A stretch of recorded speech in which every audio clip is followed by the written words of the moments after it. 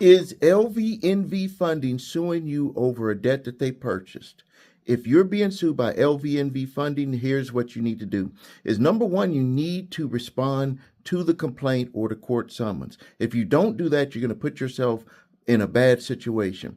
The next thing is you need to make them prove all the documentation from where they got the debt from. Did they buy it from a debt portfolio company, or did they buy it directly from the credit card company? Next thing is make sure that the credit card company gave them all of the proper documents to prove the claimed amount that they're saying that you owe.